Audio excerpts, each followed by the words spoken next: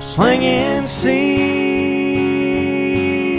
sliding on into home, throwing heat, buddy, we're going, gone. If you gotta go down, you gotta go down, swinging, slinging seeds.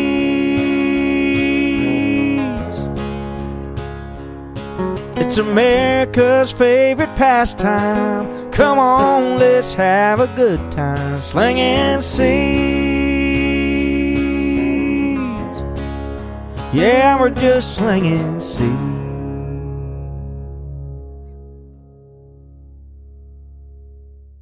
Hey everybody, welcome to another week of Slinging Seeds. I'm your host, Kyle Evans, and across the table from me is my co-host, Doug Adams, and our special guest today is Dawson Blaylock.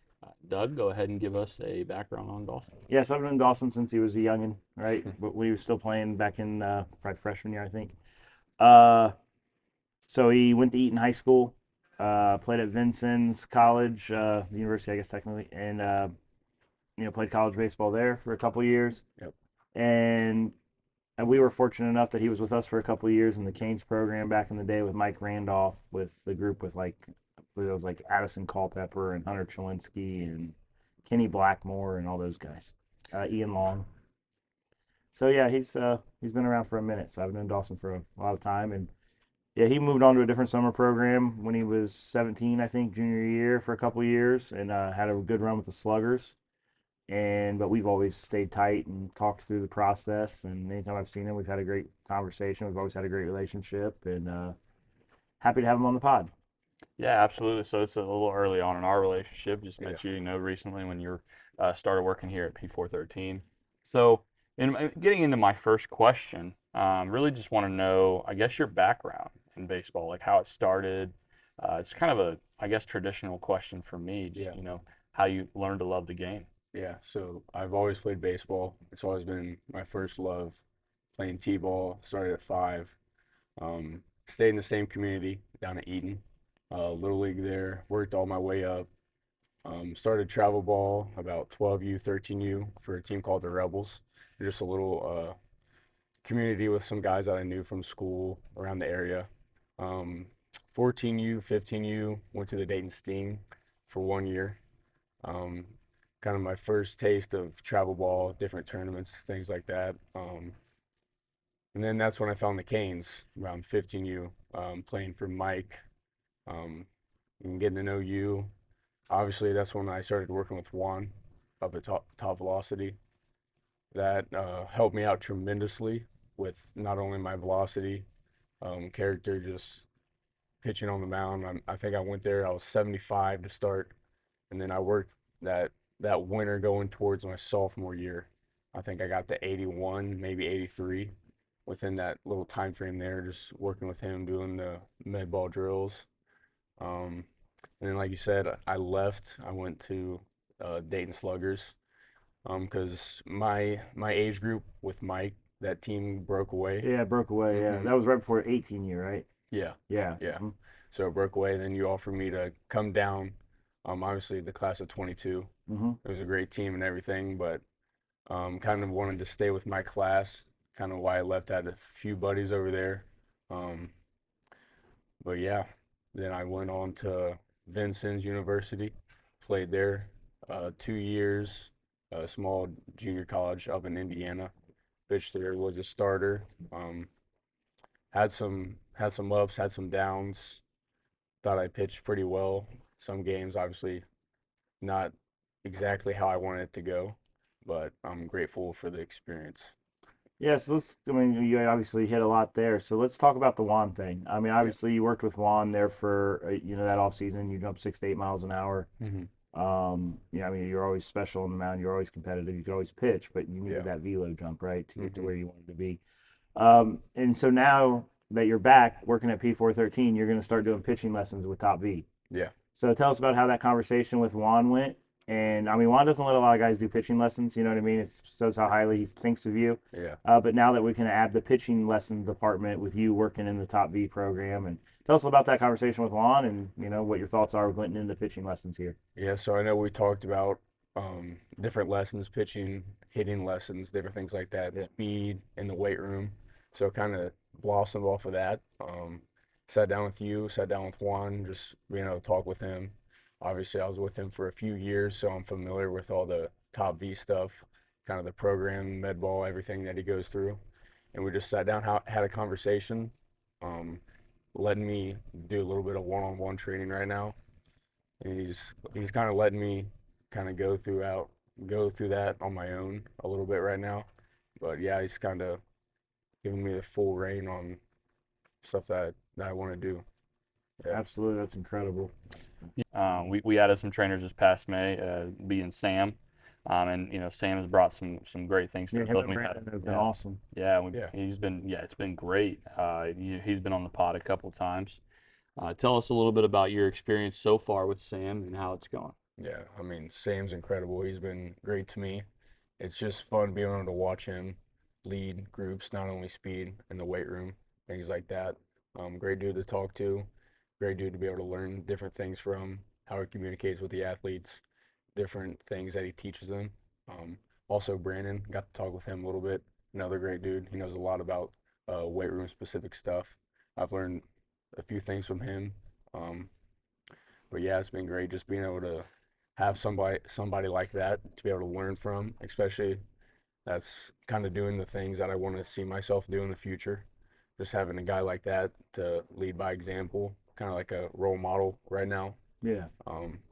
It's been awesome. I'm just grateful for the opportunity to be able to do this. Yeah, I mean, obviously Brandon's going on to a different opportunity, you know what I Mhm. mean, and we're going to miss him, but we're extremely excited to have you, you've always been part of the Mhm. family, but now in the family on the day in and day out basis.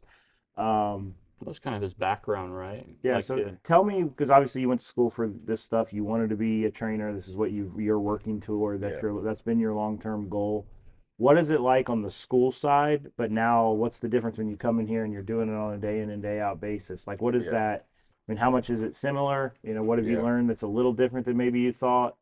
It's definitely different. It kind of obviously blossomed, starting in high school, just pitching, just weight room stuff during football.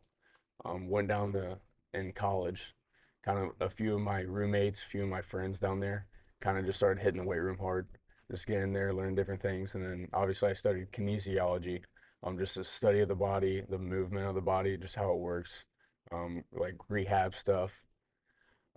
Just being able to see that on paper, and then obviously 2 years pitching, a lot of overuse, overthrowing, hurt my shoulder, couldn't throw about 20 yards without pain. So I really had to work from the ground up. Didn't tear anything like that, so it was a lot of rehab. There's a lot of work on my own just to be able to build the small tendons, small muscles surrounding the shoulder, back behind the shoulder, elbow. So I kind of took all that learning from college and all the studying because I use social media. Social media was a big tool, being able to see different guys because they post all their exercises, all the training that they do.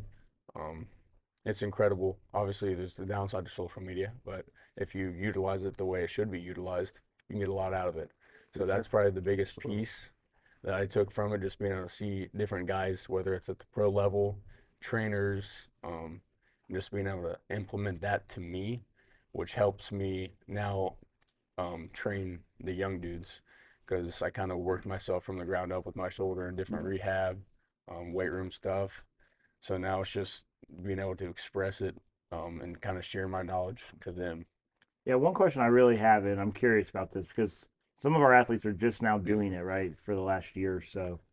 So you're a guy who worked with Juan for years, Mhm. right? And you've now seen Sam and what he does a day on and day out basis. What are some of the similarities? What are some differences? You know what I mean, between the two of them in Oh, the yeah. in the That's a weight room great and all that. And I'm really curious, just from a guy who's working with Sam now on a full time basis, and you've trained with Juan for years.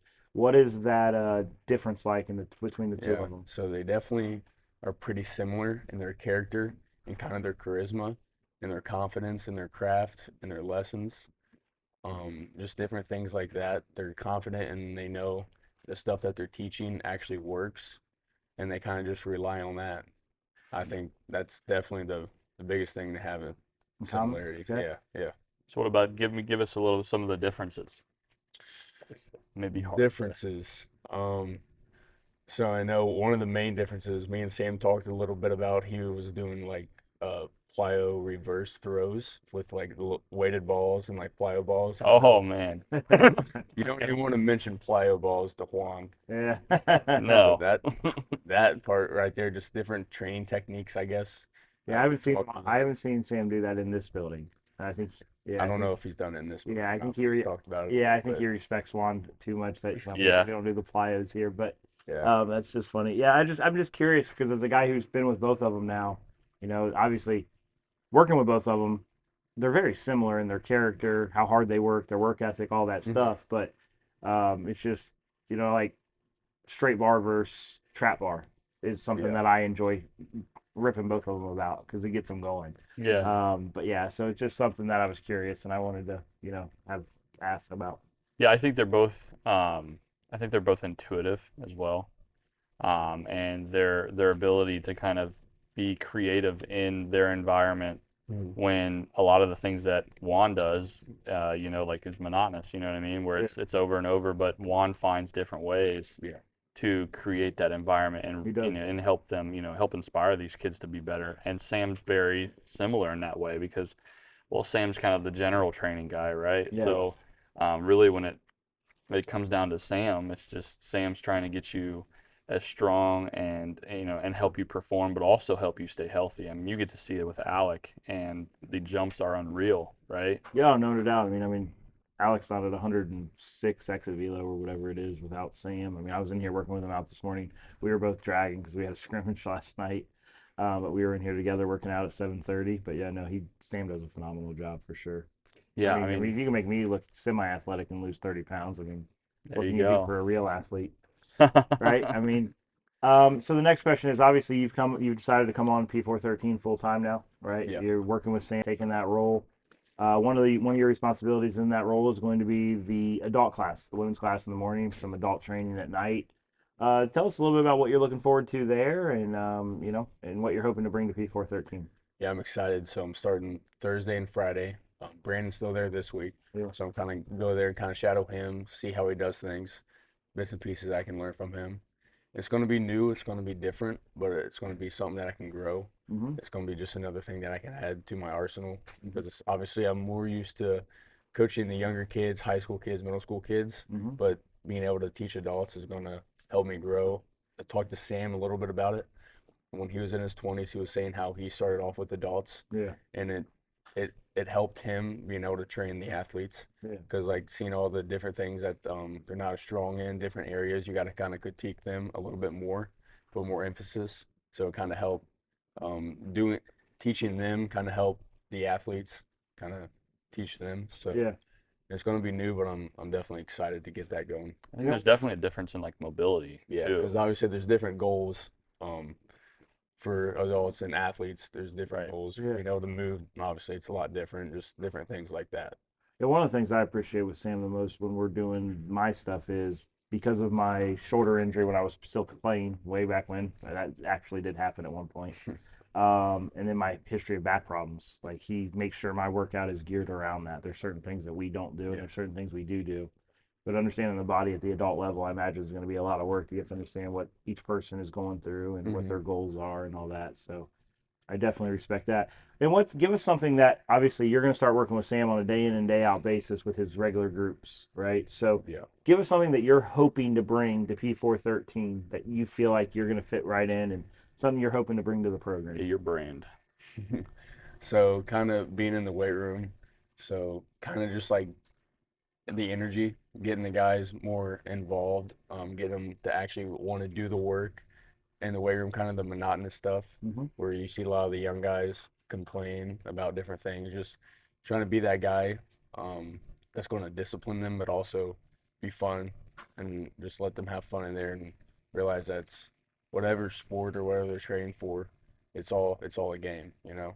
Yeah. Just have fun with it and don't overthink, just be loose communicate with them, and just kind of lead by example. Yeah, Sam does that well too. Yeah. I've seen some mental changes in some of, not like bad to, to good, but like just Yeah. a difference in confidence. Like Yeah. he helps kids with confidence, I think. Yeah. He mentioned it on his episode where, he used to be that kid, Yeah. with the lack of confidence. And, Mhm. I see that in a lot of you guys, like just the trainer side. You guys talk about it where, oh, I wasn't a confident kid, and I know how to train that guy because, I went from that to where I am now. And it's more appreciative, I guess, from my point of view. Leading into that, I'm going to kind of push a little bit of a different route. Want to go ahead and talk about now that you're kind of getting back into the baseball, like how are you mixing that well, with the pitching and the training itself? Yeah. So a lot of it goes hand in hand, like the different stuff in the weight room, kind of how Sam was talking about. You're not focusing on like the baseball specific things. You're kind of building that foundation and that base through different exercises and movements. That's going to be able to translate to the game. So I've learned that side of it, and obviously played baseball, so I get to see both sides, what you're doing in the weight room, and then the baseball specific things, how you can take the stuff that you do in the weight room, like the power output, everything like that, how you can translate it into specific movements, whether you're pitching, hitting, being able to load your back hip, be able to fire out, just different things like that. Just seeing it go through the weight room and then translating out on the field. Yeah, no, I'm really excited about having, I don't want to say a baseball guy, but having a baseball guy in the performance field that can Yeah. work with Sam every day. I'm very excited about what that can mean for our athletes because you can always bring it back to the baseball move if they're not understanding Yeah. why they're doing something. You know what I mean?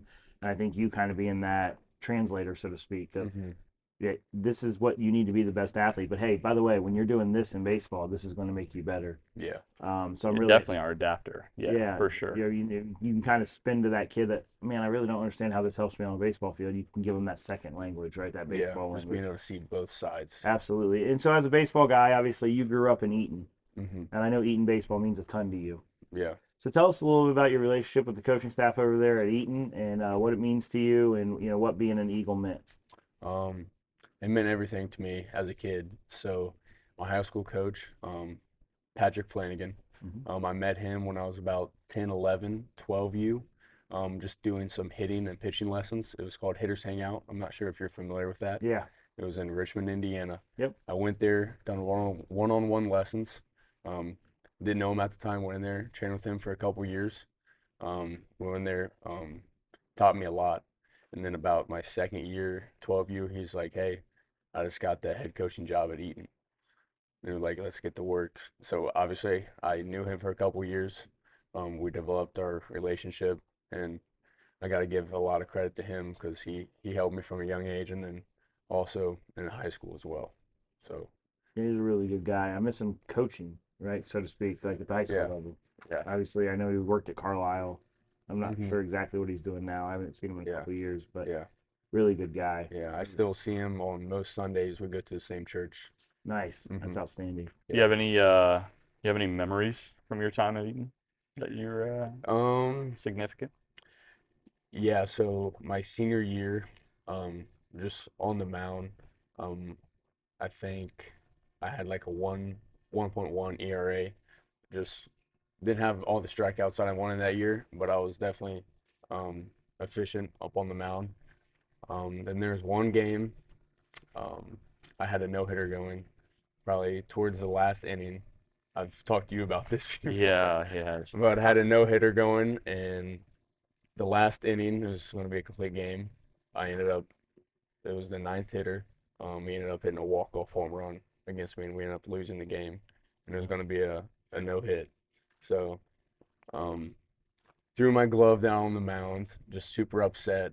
And then Flanagan was one of those guys where he's right there, he's checking me. He's like, we can't have any of that.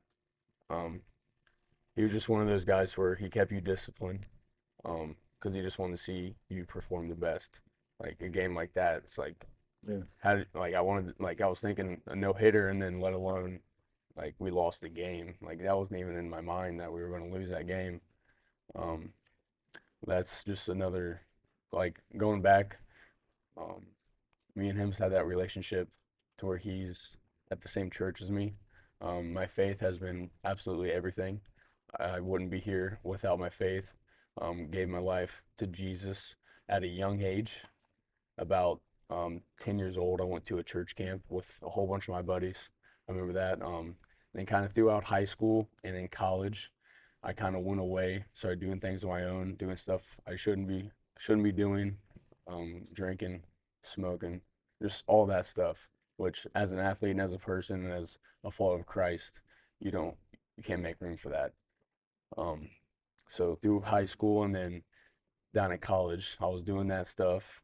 Um, and then there was one dream. My grandma, she passed away about a few years ago, like a little while, when I was younger. Had a dream, just walked into a white room and it was just her.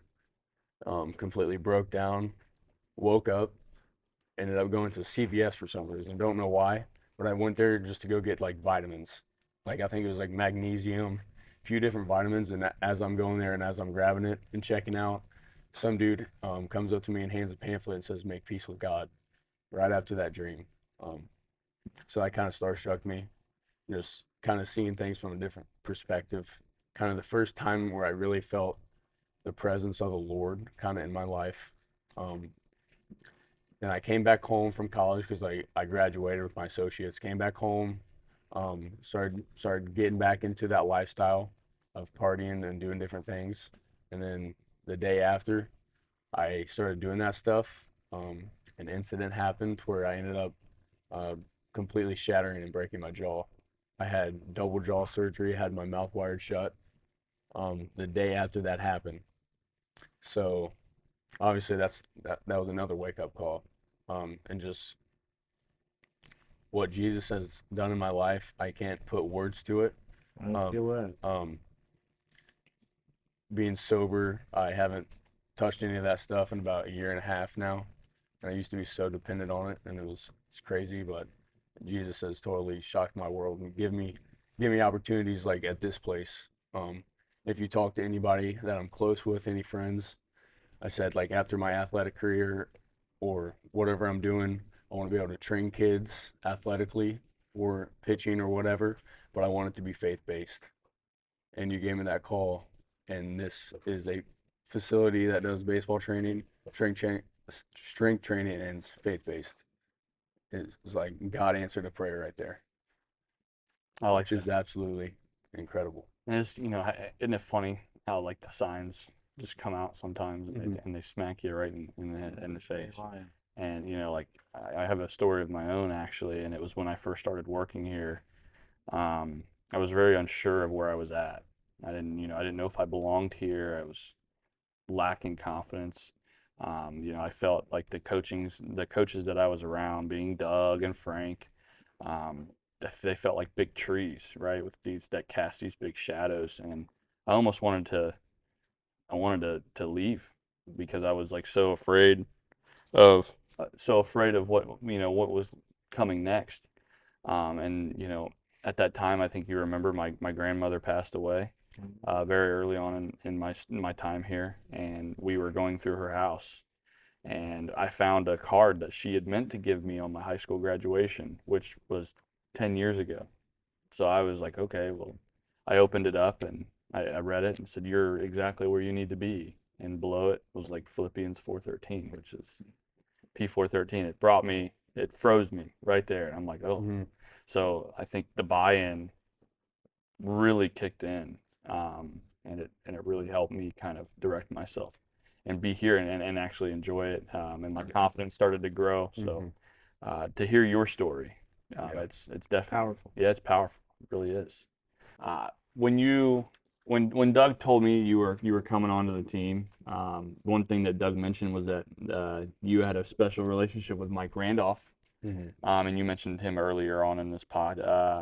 And I talked to Mike, and Mike spoke highly of you. He really likes him some Dawson Blaylock. Really does. So tell us a little bit about your time on the Canes, the guys that you played with, and in that summer, those summers you had with Mike. Yeah, the Canes, it was a great time. Kind of my first after the Sting, I think we maybe won like 5, 6, 7 games, probably like 6-30.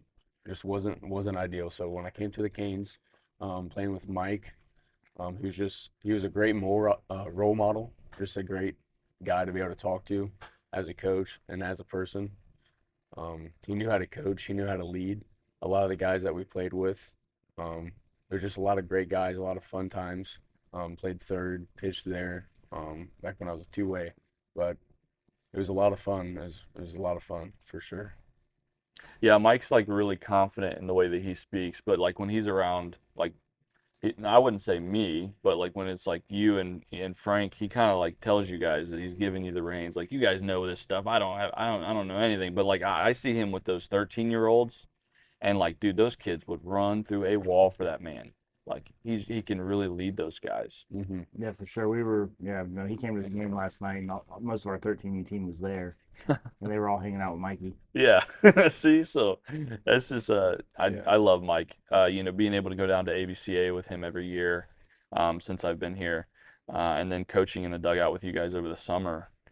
He's a positive light for sure. Mm-hmm. Yeah, and going off that, I had my worked at Dick's Sporting Goods for about a year and a half. Ran into you once there. You talked about potentially coaching a summer ball team. That's where it rooted. So whenever you gave me that phone call about working here, I thought initially that's what it was going to be, and kind of changed everything. And was so grateful for that. Also ran into Mike one time over there in the baseball section.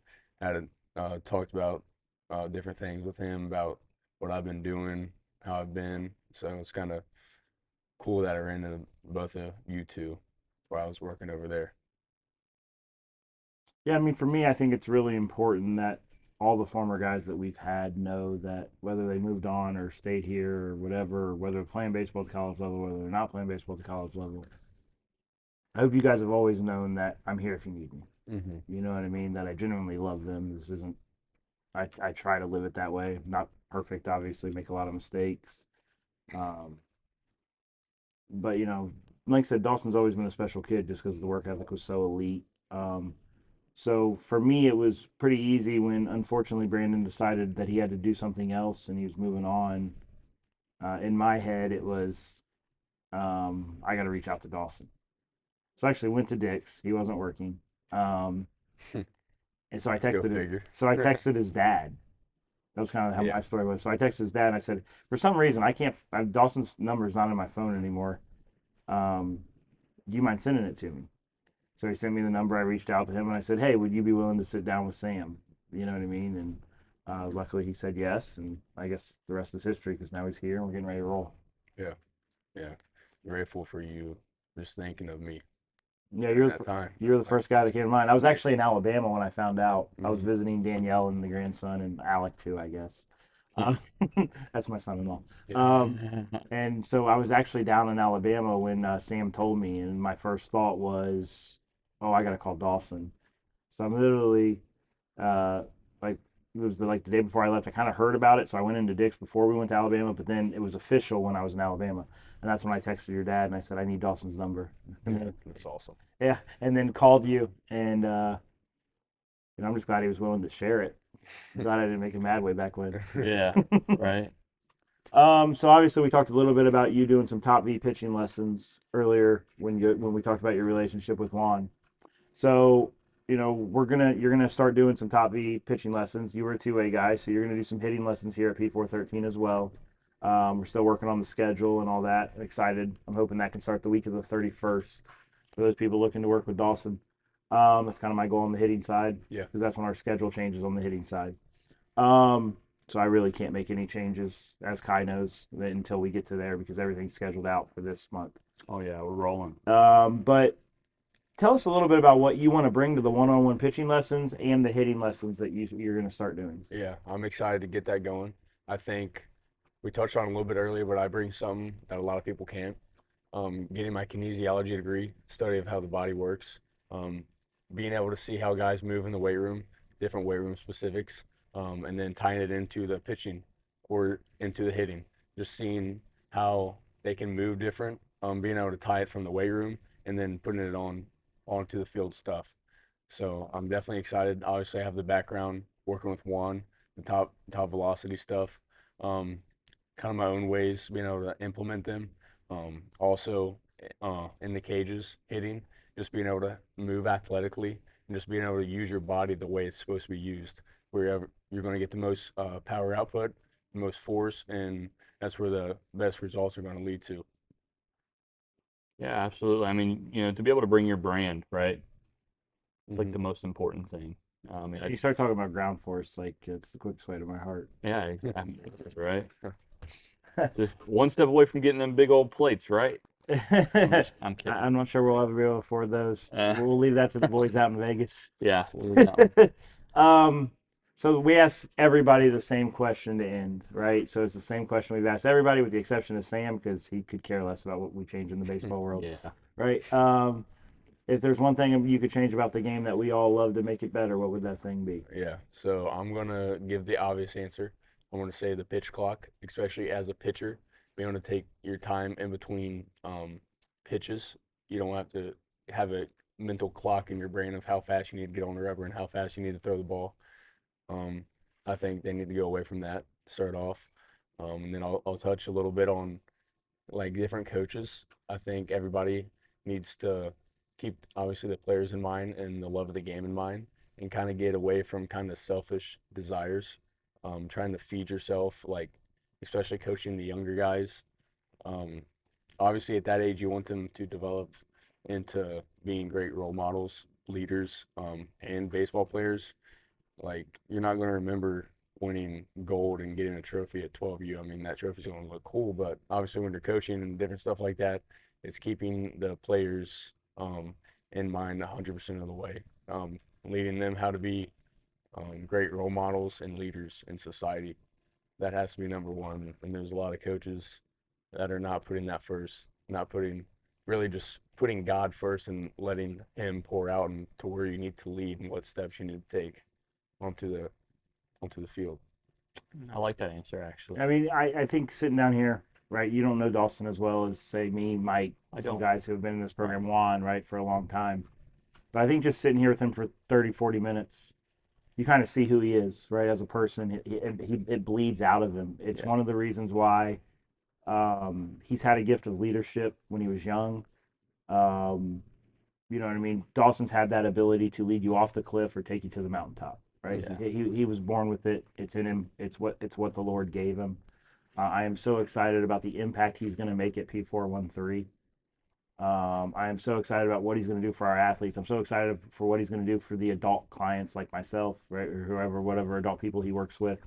I'm so excited for that. I think he's going to make a massive impact, and I truly believe that because Dawson's here, we got better as a facility. Oh, yeah, 100%, wholeheartedly. Like I said earlier on, I value our relationship already. Like I said, I don't know too much, right? But getting to know you and learn more about you every day, I see that we made the right choice. I completely agree. I was really, really happy when him and Sam hit it off in the meeting. Because I'm not going to tell Sam how to do his job. He's the best. He's the best I've ever seen at what he does. So my job was to put the right people in front of him and him to pick the one. I mean, if I'm being honest, he picked the one I wanted him to pick. Yeah. You know what I mean? In that interview process. I mean, we weren't even done with the interview, and he offered Dawson the job. So I mean, I think he felt it too. You know what I mean? So, but I mean, obviously, look forward to those pitching lessons. Right? For all the people that have asked me for years I want one-on-one pitching lessons. Well, Dawson is right here. That's my guy. He's your guy, right? And then he's going to do a lot of great things on the hitting side as well. So look for those as we get them added. Absolutely. So that's all the time that we have today. Dawson, I just wanted to thank you again for coming on the show and giving us your time and sharing your story with us. It was amazing. If you guys want to see more stuff like this, make sure you follow us on YouTube, Spotify, and Apple. And to never miss a notification on our social media accounts, make sure you follow us on Facebook, Instagram, and Twitter. All right, boys. Yes, sir. There we go. It's America's favorite pastime. Come on, let's have a good time. Slinging seeds. Yeah, we're just slinging seeds.